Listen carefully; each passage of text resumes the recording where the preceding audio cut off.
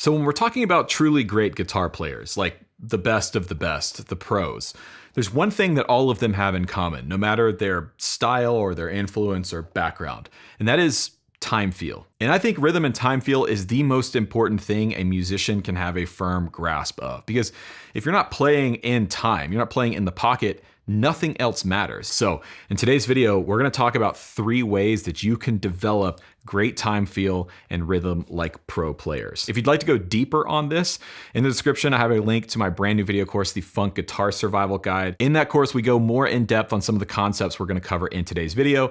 And if you follow that link, you're gonna get a 50% off discount. So check it out if you're interested.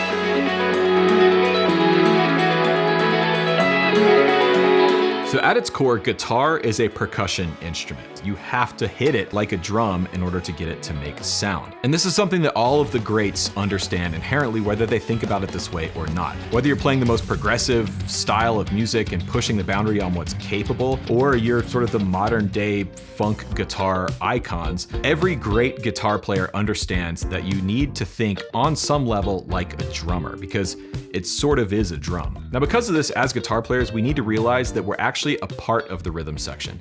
We're not there to play on top of the rhythm section. We're there to be one cohesive unit. And it doesn't matter if you are the front person of a band playing and singing. All the best guitar players understand that they're actually part of the rhythm section, not on top of it or ahead of it. Take Madison Cunningham, for example.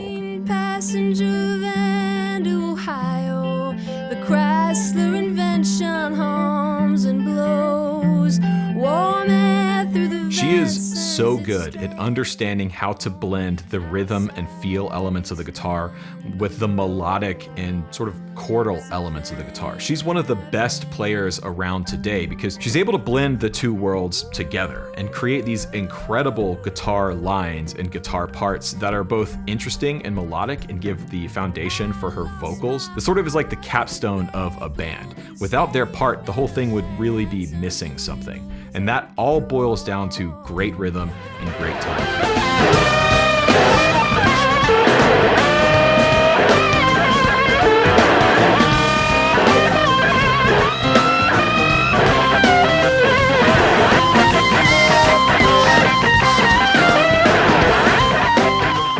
And another thing that these greats all seem to understand is with great time feel and great rhythm, you can kind of get away with playing almost anything. What you play isn't as important as how it sounds or how you play it, but it all hinges on being in the pocket, being played in time with the right feel.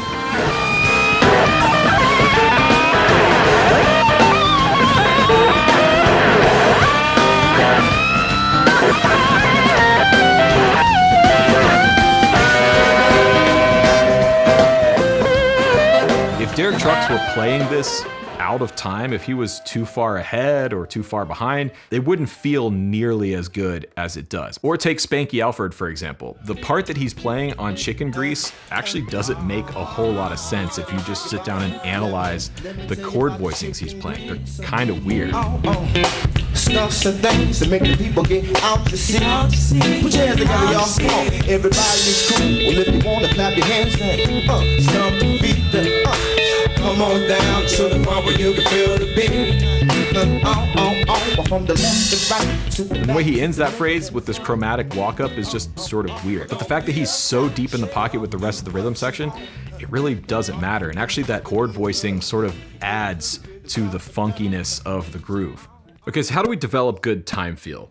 Well, the first thing is to practice in time. Practice with some kind of timekeeping device like a metronome. Now, it might sound boring, but there's a couple of ways that you can spice it up and challenge yourself to not only make it more fun, but to actually help you develop better time feel and rhythm. I'm gonna turn my click track on. Now, the first thing you can do is treat that like it's the quarter note, right? So 1, 2, 3, 4. And you can practice whatever you want here. Scales, chords, progressions, but I'm gonna work on some chops.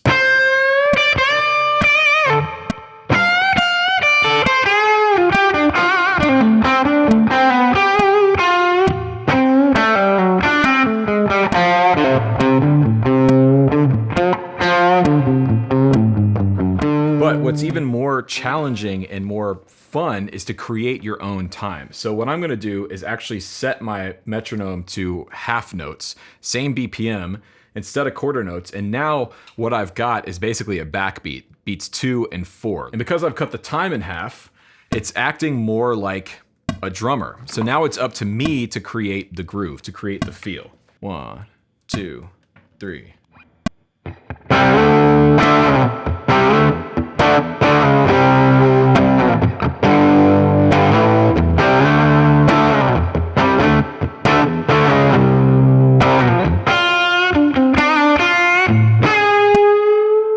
The second thing you can do is to record yourself while you're practicing in time. I've talked about this before on the channel, but this, your voice memos app on your phone or a little recorder or your Pro Tools rig, whatever you have, is one of the greatest practice tools any musician has access to, because the recording doesn't lie. When you're playing, you might feel like you're in time, you might feel like you're in the pocket, but when you listen back objectively and you're not actually playing, you'll find out really quickly how good your time feel is. In fact, listening back to what I just did, to that 34 BPM backbeat kind of thing, tells me that I actually need to spend some time in the shed, getting my time feel back in order, because quite frankly, I haven't practiced it in quite some time. The point is, record yourself while you're practicing, while you're playing, and listen back. And this is especially important for those of you that would like to get into doing session work one day. If you want to spend time in a studio recording for artists or producers, or recording your own stuff, you're gonna run into something called red light syndrome, and it's inevitable. All musicians run into it at some point or another. And a good way to work through that and get past that red light syndrome is to practice recording yourself and listening back. You'd be surprised at how far that goes.